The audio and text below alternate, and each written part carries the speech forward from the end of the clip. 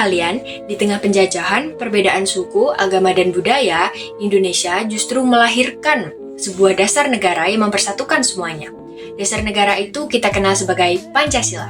Halo teman-teman, perkenalkan nama aku Farah Nurjarunisa dengan NIM 25110058. Pada video kali ini, kita akan membahas sejarah lahirnya Pancasila. Mulai dari latar belakangnya, proses perumusannya, hingga ditetapkannya Pancasila sebagai dasar negara Indonesia. Yang pertama, latar belakang lahirnya Pancasila. Pada masa pendudukan Jepang tahun 1942 sampai 1945, bangsa Indonesia mulai diberikan kesempatan untuk mempersiapkan kemerdekaan.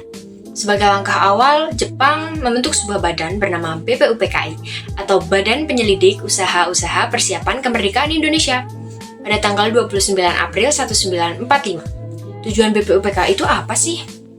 Jadi, tujuan BPUPKI adalah menyelidiki dan mempersiapkan hal-hal penting bagi kemerdekaan Indonesia. Salah satunya adalah merumuskan dasar negara.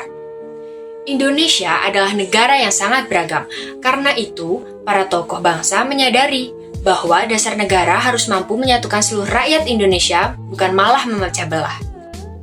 Yang kedua, di sini aku akan menyampaikan tentang sidang pertama BPUPKI pada tanggal 29 Mei sampai 1 Juni 1945.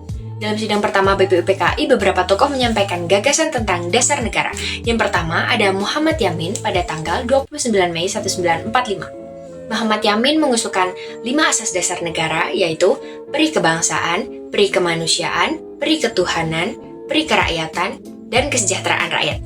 Gagasan ini menekankan persatuan dan keadilan sosial.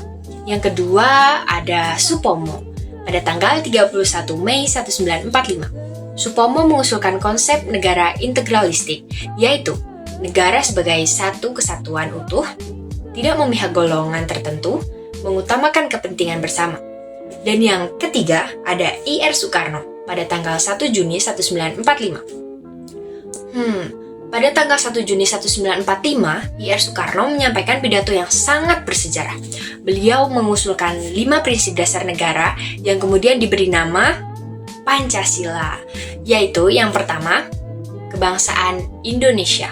Yang kedua, internasionalisme atau peri kemanusiaan. Yang ketiga, mufakat atau demokrasi. Yang keempat, kesejahteraan sosial. Yang kelima, ketuhanan yang Maha Esa. Tanggal 1 Juni kemudian diperingati sebagai hari lahirnya Pancasila. Yang ketiga, di sini aku akan menjelaskan tentang Piagam Jakarta dan Panitia 9. Nah, setelah sidang pertama, dibentuklah Panitia 9 yang bertugas merumuskan dasar negara secara lebih matang. Hasilnya adalah Piagam Jakarta ini, yang disepakati pada 22 Juni 1945. Namun, pada sila pertama dalam Piagam Jakarta sempat menimbulkan perbedaan pendapat karena dianggap belum mencerminkan kebangsaan bangsa Indonesia. Demi persatuan bangsa, para tokoh sepakat mengubah rumusan sila pertama agar dapat diterima oleh seluruh rakyat Indonesia. Yang keempat yaitu penetapan Pancasila sebagai dasar negara. Setelah Indonesia merdeka pada tanggal 17 Agustus 1945, keesokan harinya 18 Agustus 1945, PPKI menggelar sidang yang sangat penting. Dalam sidang tersebut membahas tentang dan mengesahkan tentang 1. Undang-Undang Dasar 1945 yang disahkan, dan yang kedua, Pancasila resmi ditetapkan sebagai dasar negara, dan yang ketiga, rumusan sila pertama disempurnakan demi persatuan bangsa. Akhirnya, lahirlah Pancasila yang kita kenal hingga hari ini. Yang kelima, aku akan menjelaskan tentang makna historis Pancasila. Pancasila bukanlah hasil pemikiran satu orang. Pancasila adalah hasil dialog, perdebatan, dan pengorbanan para pendiri bangsa. Pancasila itu lahir dari keberagaman, perbedaan pendapat, semangat persatuan. Karena itulah Pancasila mampu bertahan dan relevan hingga sekarang. Dan yang terakhir adalah pesan untuk generasi muda. Bangsa yang besar bukan hanya bangsa yang merdeka, tetapi bangsa yang mampu menjaga nilai-nilai dasar negaranya. Sebagai generasi muda, tugas kita bukan hanya menghafalkan Pancasila, tetapi menghidupkan nilai-nilainya dalam kehidupan sehari-hari. Karena selama Pancasila dijaga, Indonesia akan tetap berdiri kokoh sebagai bangsa yang bersatu. Sekian penyampaian sejarah Pancasila dari saya pamit undur diri. Bye-bye! Pancasila or the 5 pillars of our state. First, belief in God.